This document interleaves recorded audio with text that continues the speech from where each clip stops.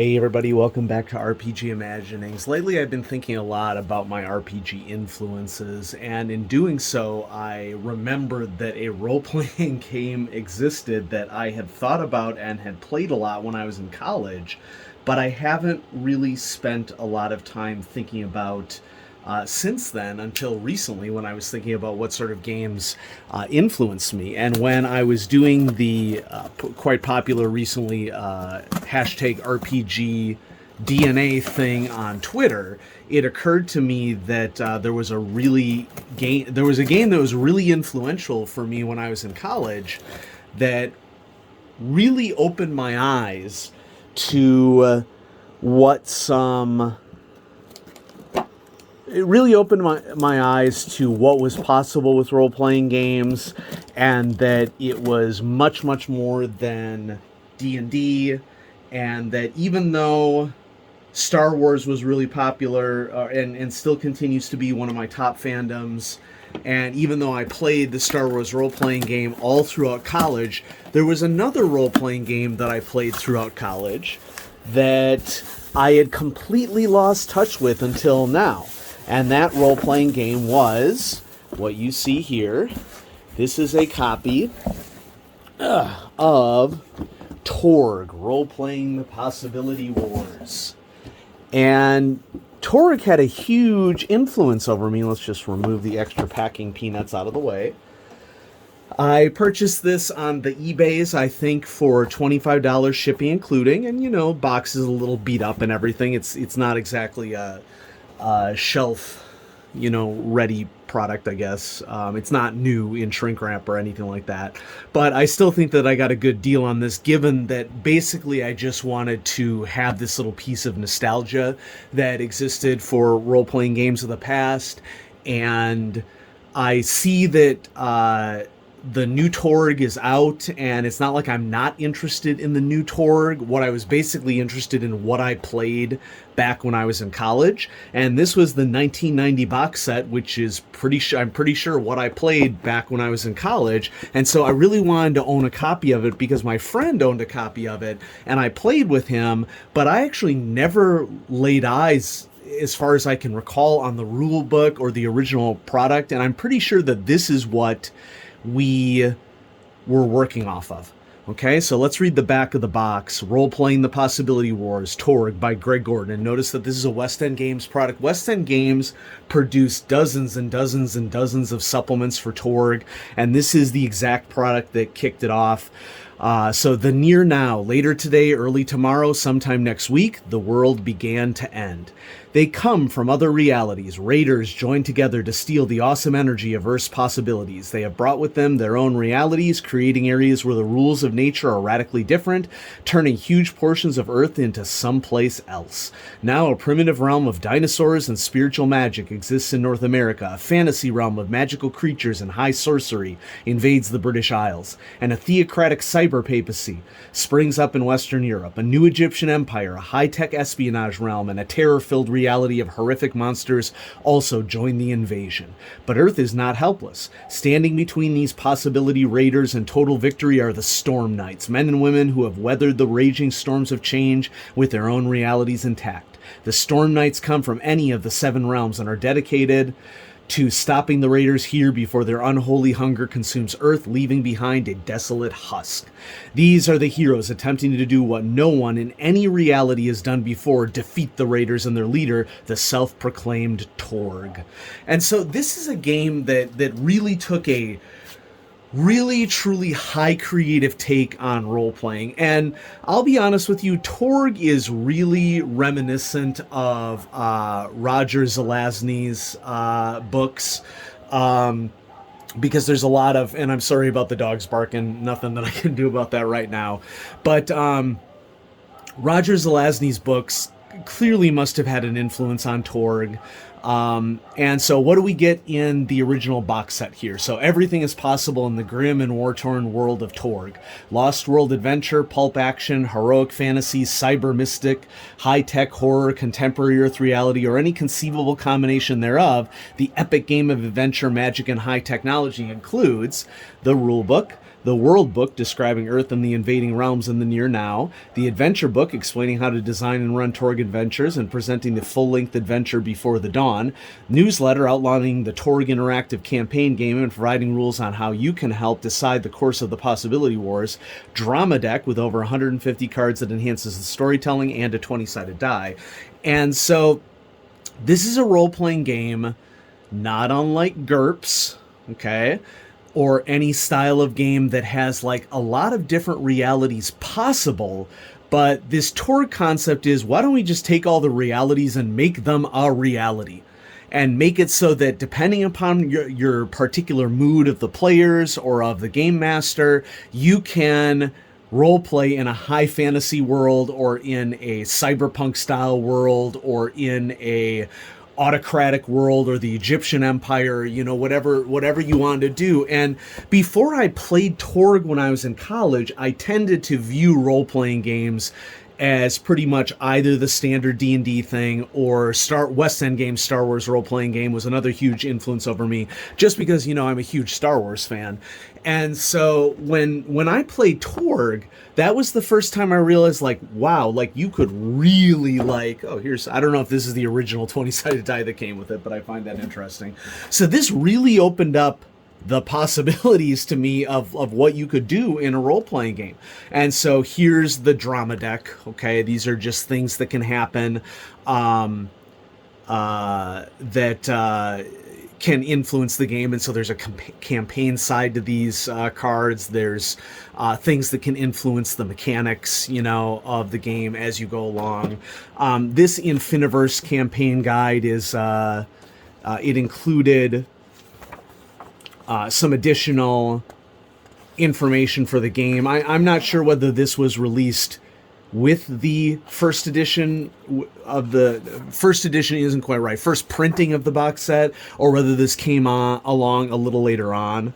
I think that, I don't know, and I don't know if there's really a way for me to tell. If you're here and in the comments, you know, let me know if whether this Infiniverse magazine came with the original version of the box set, or whether it was released in a second printing. And then we have the books. And, you know, I would say pretty okay, sturdy box for the time. You know, it's mostly thin cardboard, but it is reinforced here at the top and the bottom, so I'm not going to sneeze at that. And so we have the rule book. Oh, I love it. And it's been contained in the box, so it's in really, really great shape. And so, yeah, I'm not going to go through the you know, the rules of Torg. It's a D20 system. I believe that it used some sort of charting to determine, based upon your D20 roll and the situations, you know, what happened. It looks like we have a solo adventure here at the start. That might be a really fun thing for me to play on the channel now that I have this. Incidentally, today is my birthday, and so this was a good day to unbox this, because this is a piece of my RPG history that I basically lost touch with for a 25-year period. You know, majority of the, well, not a majority, like a solid 2/3 plus of the time that I've been role-playing, and I just recalled that it was a thing. And so you get the rule book, and then this world book. This is really the thing that I've been interested in, because I've really wanted to see the frame of reference that my friend had when he introduced Torg to me, and he did a really good job, you know, as far as I can tell with my recollection. So shout out to Jason Schmick, who ran this, and, you know, I'm sure he had the Torg box set and was thinking about, you know, how to pitch the concept of the game. And so my recollection is that he pitched the concept of this multiverse reality all happening on Earth really, really well. And so we made, you know, characters based upon whatever we wanted to do. And I recall making like a, you know, like a laser gun, like far future sort of guy was my character.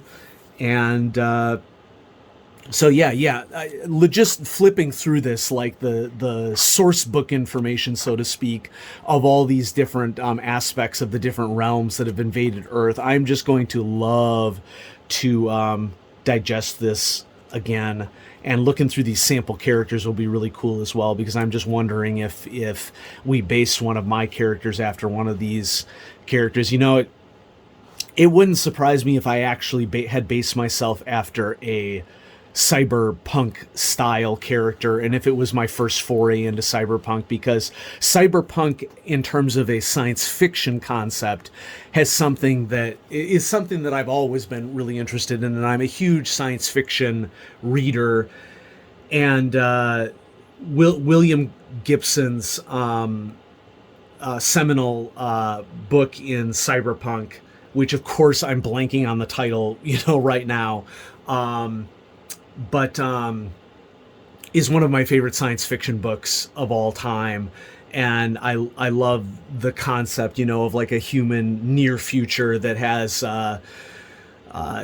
electronic and mechanical implants, and the humans have essentially become cyborgs to enhance themselves. That's always been an interesting copy to me. And I featured Cyberpunk Red on the channel.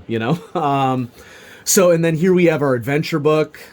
And of course, our adventure book. This is nice. It has an introduction to game mastering, and then tips on running adventures. Since this came out in 1990, I would probably consider this like second tier information for the hobby. Like when the hobby first came out, it was in the 1970s. It was largely, here's a rule set, and here's a tip or two about being a referee. But there were rarely dedicated sections of the rules that gave you like advice on how to do things. And so I correct me if you think I'm wrong, but I kind of think that in 1990, Torg was an example of something that was introducing this second tier of engagement on GMing.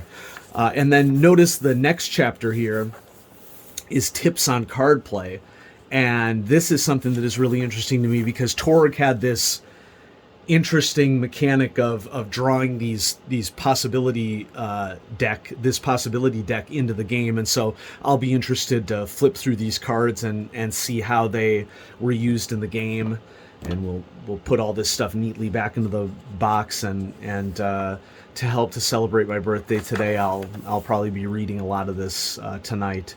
And then there's a section on designing adventures, which that I maybe this is second tier stuff too, especially for this game, in which if you present a game that has all sorts of literary and science fiction and fantasy genres, what sort of tips do the designers have for people building their own adventures and building their own role-playing worlds? Not like people didn't do this from the beginning with basic D&D or something like that, but when I was early into the hobby in the early 90s, I don't remember there being a lot of guidance for this in games that I was purchasing. Ooh, check it out. Handout. Okay, taking a nod from Call of Cthulhu here. Excerpts from Professor Sheriff's diary. That's awesome. Okay, and so then we have some of these tables, that I was referring to that Torg uses. All sorts of stuff that you could print out. Maps for the scenario. Ooh, there's a boat. Okay, and I mean, it looks like there's a plane. Gosh, I mean, it looks like a pretty detailed adventure. And then we have scenario seeds here. And so, I'm brutally curious here. I'm going to go to the rule book and, see who worked on this game, because, I'm getting flashes of a whole bunch of different games here. And so I know that the original rules, right here, Mythos and System Development, Bill Slavacek was on this, which Bill Slavacek was also heavy into Wedge Star Wars. Greg Gordon was the game designer. But then in terms of the names that I'm seeing down here, and I'm just scrolling down here to see which names I recognize.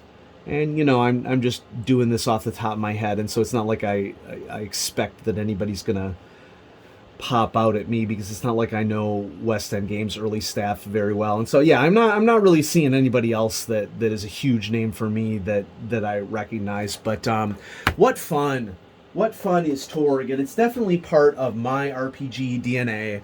And so I snagged this because for a very reasonable price on eBay, because I wanted to, remember back to a time in which Torg, I did have a huge influence on me. And, I'm thinking that we probably only played about 3 or 4 sessions of Torg, but in terms of influence for me, this is an example of a game that it was like, if you're going to role play and make choices, for crying out loud, make choices, and that's really what Torg, I think, is all about. And, and sometime in the future, if you recommend it in the comments below, I would definitely like to check out the new Torg. I originally thought about buying the PDF of the basic set here, but the PDF of this basic set does not seem to be available on DriveThruRPG, and so you know what? I just said, okay, let's get the real thing, and we'll go from there. And so I hope everybody enjoyed this overview and unboxing of the Torg basic set from 1990. This is definitely a huge part of RPG nostalgia for me. If you were to see me right now, I'm glowing. Okay, and so it was exciting to unbox this for you. And thanks for watching. And this is what RPG Imaginings is really about. Role-playing is so much more than just a single popular game, and that's what I want the channel to be about. I want it to be about what influenced us as role players, the extreme depth and breadth that we have to the hobby, and I just want role players to be able to choose something that really speaks to them and that they have fun with.